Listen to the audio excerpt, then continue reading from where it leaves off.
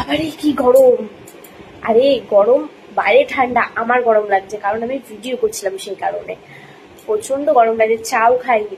তা শাশুড়ি মাকে জিজ্ঞাসা করি এখন যে উনি চা খাবে কিনা, তাহলে চাটা ঝটপট হয়ে যায়। তুমি চা খাবে? চা করব?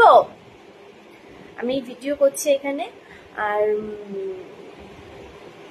ব্যাগে শুয়ে শুয়ে আছে।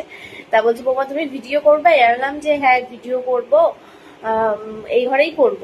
তখন বলছে যে ঠিক আছে তাহলে করে টোরে নাও, আবার তো রাতে রান্না বান্না আছে, রাতে তরকারি আছে, শুধু রুটি করব।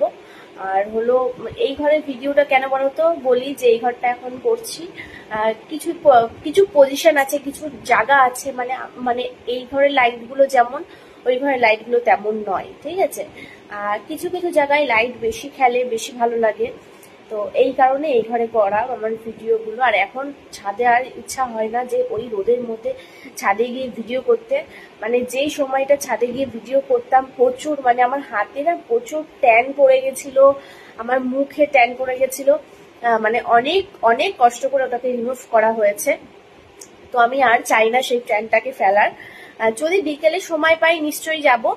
আর এই রোদের মধ্যে তো একদমই না, মানে আমি এখন শীতটাই কি হয়েছে তবু আমি রোদ্দুর একদম গায়ে লাগাই না। কারণ কি বলতো, মানে রোদের তাপটা মানে শীতকালে ভালো লাগে, বাট আমাদের কিন্তু গরমেও যেমন হাতে মুখে ট্যান পড়ে, শীতেও কিন্তু পড়ে, সেটা আমরা কি অনুভব করতে পারি। মানে আমরা যে রোদ্দুরটা গায়ে লাগে না আমাদের, আমরা ওইটাই মানে খুব মজা পাই, কিন্তু যে ট্যানটা পড়ে সেটা আমরা খেয়াল করি না। মানে আমার তো আগে এগুলো প্রচুর ট্যান পড়া ছিল, ঠিক আছে, মানে ওই রোদে ভিডিও করে করে। আর সানস্ক্রিন দিলে না মানে ওই একটা কালো ব্যাপার লাগা, ট্যানও পড়ে যায়। আমার ভালো লাগে না বলে আমি এখন মানে ঘরেই ভিডিও করি। মানে কোন কথা থেকে কোন কথা চলে গেলাম, যাই হোক, মানে আগা মাথা নেই। আমি যদি কথা শুরু করি, আমি কোন কথা থেকে কোন কথায় ঢুকে যাই আমি নিজেই একের সময় ভাবি যে আমি কি বলছিলাম আর আমি কি শুরু করে দিলাম। যাই হোক, আর এই শাড়িটা পরেছি, এই শাড়িটা কেমন লাগছে একটু জানিও। হ্যাঁ, ভিডিওতে তো দেখবেই। এটা কিন্তু আমার মেজো ভাসুর আমাকে দিয়েছিল, মানে বিয়ের দ্বিতীয় বছর না, সরি, তৃতীয় বছর দিয়েছিল। তৃতীয় বছর আমি ছিলাম না, প্রথম বছর যে শাড়িটা দিয়েছে ওটা সত্যি কথা বলতে কোনোদিনও পরা হয়নি, রয়েছে। দ্বিতীয় বছর আমি ছিলাম না বাড়িতে, আমি সেই বিশ্বকর্মা পুজোর আগেই চলে গেছিলাম ওই বাড়িতে, আর লক্ষ্মী পুজোর আগে এসেছি, মানে ছিলাম না, তাই হয়নি। আর এটা তৃতীয় বছর দিয়েছিল এই শাড়িটা। তো সেম সবাইকেই দিয়েছিল, শুধু কালার আলাদা। তাছাড়া এই শাড়ি তিন বউকে এই শাড়ি দেওয়া হয়েছিল।